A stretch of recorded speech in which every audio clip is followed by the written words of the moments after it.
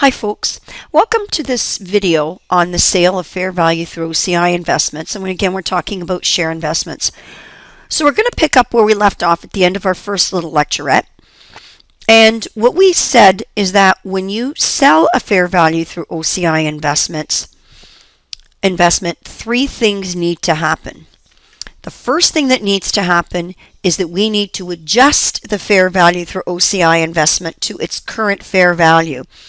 The second thing that needs to happen is that you remove the fair value through OCI investment because you're selling it. So in essence, you're recording the sale. And the third thing that happens is we need to reclassify that cumulative gain or loss that's been building on that OCI investment that you've sold, right? Because you could have hung on to this thing for a year, 2 years, 5 years, right? And all that time, we've been building up these cumulative holding gains and losses that have blown through OCI and are also in AOCI. They now have to be reclassified to retained earnings, right? And we said earlier that we reclassify into retained earnings because now that you've crystallized that gain or loss, any cash that comes in as a result of that should be able to be distributed to our shareholders. So in any case, let's have a look in our example to see with the sale of the Nova shares for $287,220 how we're going to record that sale using that three-entry process. So we can see that that represents a $12,220 holding gain or unrealized holding gain from the end of last period when we adjusted it to 275, if you remember, and now we're selling it to 287,220. So don't forget, this value here was the value at December 31st, 2016. This 275,000. If you're not sure, you can go back upstairs here and you can see that the fair value at the end of the period, last period, was 275 for those Nova shares. When we adjusted the portfolio downward by 35,550, part of that adjustment was adjusting that Nova share investment to its fair value. So we know it's being carried right now at the time we sell the investment. We're selling the investment. We know it's a $12,220 adjustment.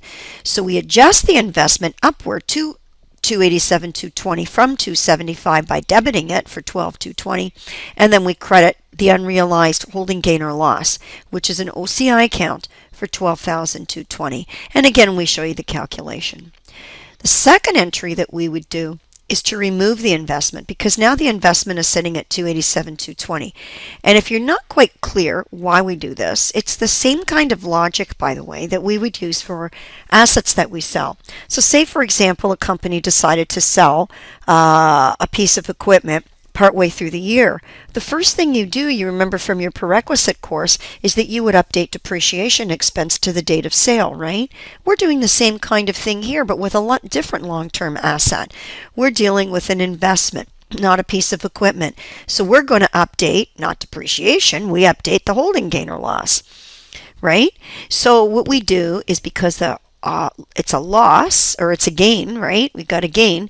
We're going to increase the unrealized gain by 12,220 and debit the fair value through OCI investment by the same amount. And that adjusts it to its fair value at the sale date. Now what we're going to do, after we post this journal entry, we can see that our investment is now sitting at 287,220. So we credit the investment for that much to take it off the books and debit cash, because we've now done the second thing, which is to dispose of the investment and take our cash, right? The third entry gets a little more confusing. We have to now reclassify all the cumulative gains and losses on the Nova share investment and reclassify them into retained earnings. This is kind of the same thinking as with when you have, say, for example, equipment. One of the things you do when you sell equipment is you get rid of all of the accumulated depreciation on the equipment, right?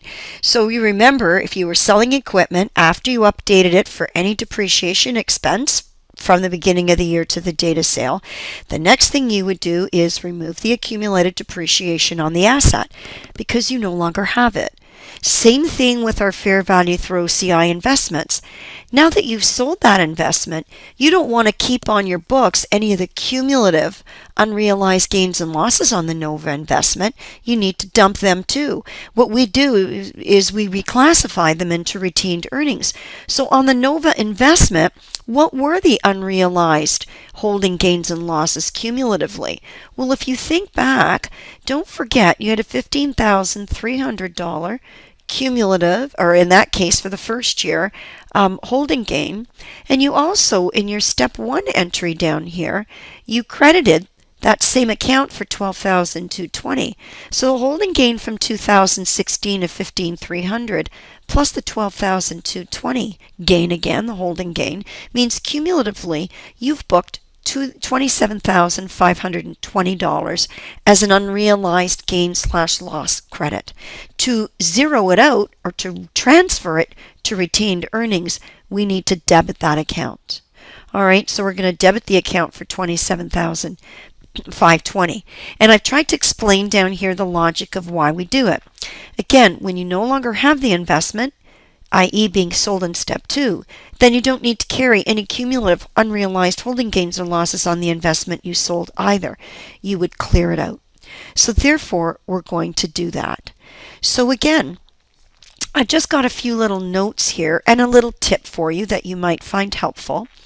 The amount of $27,520 again is the amount you recorded when you adjusted your portfolio to fair value, right? You allocated of that OCI unrealized loss that you booked, $15,300 as a gain to bring the investment to its fair value in 2016. But don't forget, in step 1 above, before you got to the step 3 entry, you also debited it $12,220. So that gives you your $27,500, right? Oop. Now we've got it right. $27,520, I should say, right? So now we've got that. Now, the other way you can do it, if you didn't like to track activity in a T account setup or go back and figure it out, we say to students, the easiest way to do it is to compare the original cost of the NOVA investment to its fair value at the date you sold it. So you know that when you bought this investment, it was valued at the date you bought it in November 2016 at $259.7. Let's go back up to the very top and have a look at that. So if you scroll back here, oops, 259.7 right there, right? That was what you paid for that investment when you bought it. Well, the accountant would say, well, if I compare what I paid for it originally, if I compare that to the fair value, that should also give me $27,520. So again, the fair value at the date of sale, the difference between that and the cost at the date you bought it, is the value of the cumulative unrealized holding gain or loss, in our case for the NOVA investment again, that you would have to reclassify to retained earnings.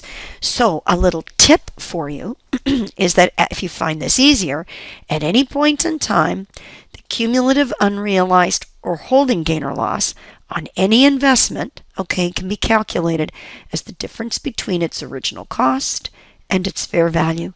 So we've just shown you 2 ways to calculate what that unrealized gain or loss is on the investment that you're selling, because it's only the unrealized gains or losses that have been accumulating that have to be reclassified to retained earnings.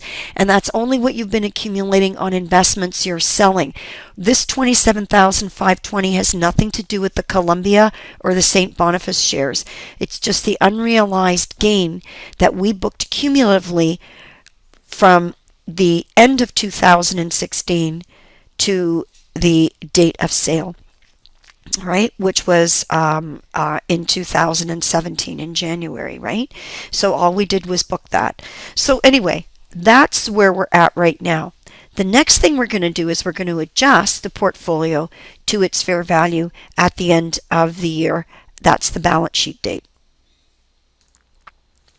Now, here we are at the end of the year, all right, December 31st, 2017. So we have to adjust the remaining investments in the portfolio to their fair value. Don't forget These investments were last sitting on our books at $408,000 because don't forget at the end of 2016 you made that adjustment of $35,550.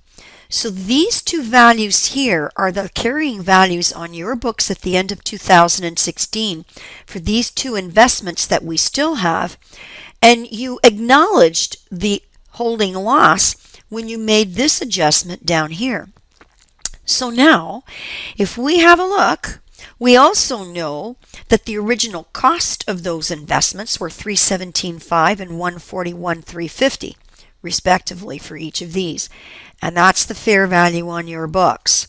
So now if you have a look at what we've got going down here, you'll notice we've got the cost, we've got the carrying amount, and we've got the fair values of each investment.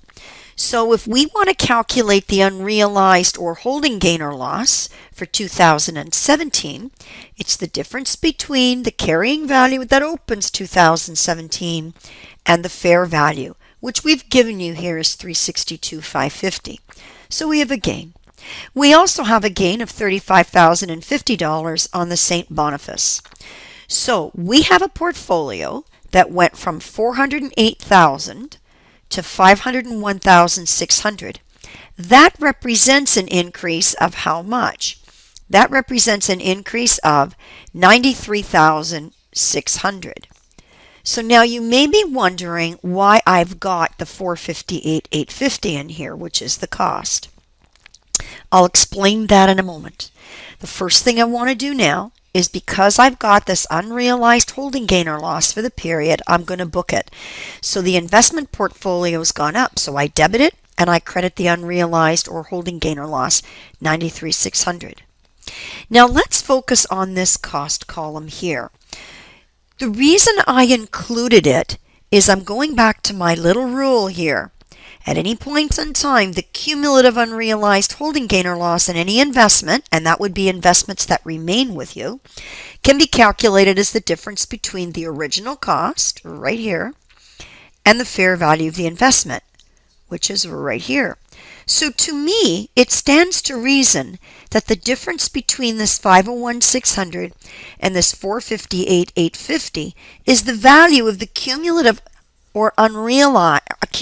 unrealized or holding gain or loss that should be sitting in my AOCI in the shareholders equity section, because remember what we said, all of those cumulative gains and losses that we're holding are sitting in AOCI, right?